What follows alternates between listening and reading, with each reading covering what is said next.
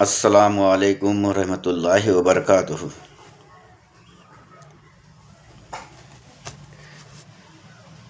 آج آپ کے خدمت میں ایک بہت دکھ بھرا ویڈیو لے کے حاضر ہوا ہوں۔ امید ہے کہ اس ویڈیو سے آپ لوگ راضی رہیں گے اور کسی مجبور کی آپ ضرور اللہ کی راہ میں صدقہ جاریہ سمجھ کے آپ لوگ مدد کریں گے۔ میں راستے سے جا رہا تھا اور ایک خاتون سے میرا ملاقات ہوا۔ دیکھا کہ وہ خاتون رو رہی تھی اسٹیشن کے باہر۔ وہ بھیک مانگ رہی تھی، اپنی مسلم خاتون سے تھی، مسلم ہی تھی۔ تو ہم نے ان سے دریافت کیا تو حال یہ معلوم ہوا کہ ان کے شوہر کی انتقال ہو گئی، وہ فوت ہو گئے، کچھ سال گزر چکے ہیں، بچے ابھی چھوٹے ہیں، ان کو پڑھائی لکھائی کے لیے پیسے کی ضرورت ہے۔ کوئی گھر خاندان والے اور کوئی خاص نہیں ہے ان کے مدد کرنے والے۔ کھانا پینا بھی بنانا رہتا ہے، اس لیے کہیں نوکری بھی نہیں کر سکتے اپنے بچوں کو چھوٹے چھوٹے چھوڑ کے۔ تو ان نے پالن پوشن کے لیے تو وہ ایسی جگہ پہ جو ہے جا کے لوگوں سے مدد مانگتی ہیں۔ تو ہم نے کہا آپ کسی مسجد کے جو کمیٹی لوگ ہوتے ہیں ان سے کیوں نہیں رائے مشورہ لیتے؟ تو انہوں نے جواب دیا کہ اگر میں ان لوگ سے رائے مشورہ لوں، کل کا میرا بچہ وہیں تعلیم کر رہا ہے، میرے بچے کو سب لوگ کیا سے کیا تانا دیں گے، کل کا میرے بچے نے کوئی غلطی کر دی تو اسے یہی تانا دیا جائے گا کہ تیری ماں بھکارن تھی، بھیک مانگتی تھی، تو بھکاری کی اولاد ہے۔ اس طرح سے میرے اولاد کو تانا نہ سننے پڑے، تو اس ماں نے یہ ایک فیصلہ لے لیا کہ انجان جگہ پہ جا کے بھیک مانگے۔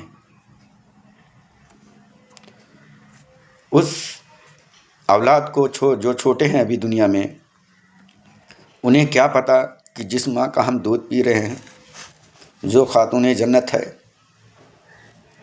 وہ ماں ان کے پالن پوشن کے لیے کسی کے آگے گڑ گڑا رہی ہے، کسی سے بھیک مانگ رہی ہے۔ بہت دکھ ہوا ہمیں یہ دیکھ کے کہ آج کل ہمارے معاشرے میں کچھ ایسے بھی لوگ ہیں جو شادی نکاح تو کر دیتے ہیں، لیکن ان کے اولاد کا بھوشیہ کے بارے میں نہیں سوچتے۔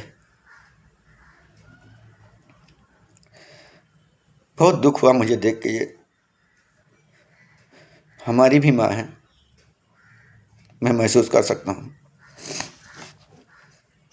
میں نے دیکھا ہے بہت سے لوگوں کو مسجد کے باہر بھی دروازے پہ روتے بلکتے، کوئی اپنے شوہر کی بیماری کے علاج کے لیے پیسے مانگتے ہوئے، کوئی کسی پریشانی میں، بہت سی پریشانیوں میں۔ میں نے حدیث میں پڑھا، صحیح بخاری شریف حدیث میں، کہ اگر کوئی شخص یہ جان جائے کہ کسی نمازی کے آگے سے گزرے تو یہ ضرورت کبھی نہ کرے اس کا پاؤں وہیں دھسا رہے، وہ وہاں رکنا پسند کرے گا قیامت تک، لیکن اس کے آگے قدم نہیں بڑھائے گا اس نمازی کے آگے سے۔ پھر دوسری جگہ یہ بھی دیکھا کہ کسی خاتون جو اپنی اولاد کے پرورش کے لیے کسی سے منت کر رہی ہو مسجد کے باہر اور رو رہی ہو، اور اس کا آنسو اس چوکھٹ پہ گرا ہو، کوئی مومن بندہ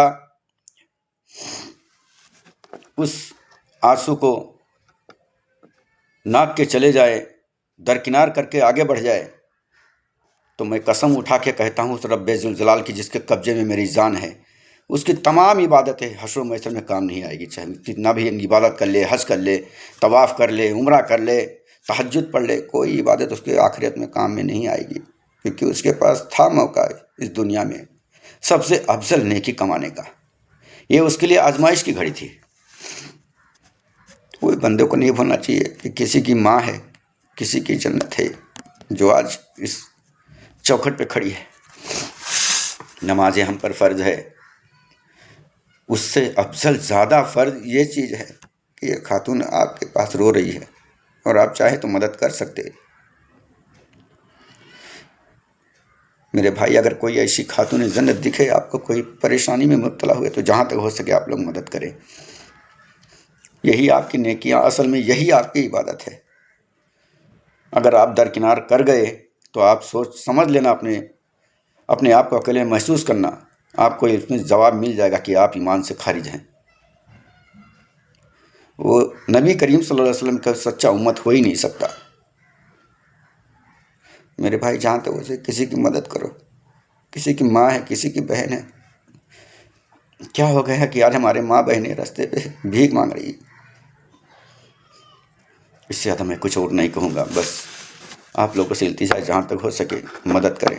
وہ بھی کسی کی بہن ہوگی، کسی کی ماں ہوگی، کسی کی بیٹی ہوگی، مدد کیجیے، اللہ کے واسطے مدد کیجیے آپ لوگ۔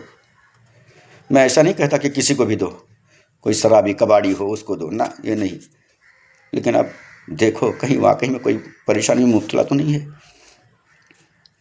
آپ کو حشر و محشر میں پاس ہونے کا، جنت کا حقدار ہونے کا سارا ذریعہ اللہ نے یہیں بیان کر کے رکھا ہوا ہے۔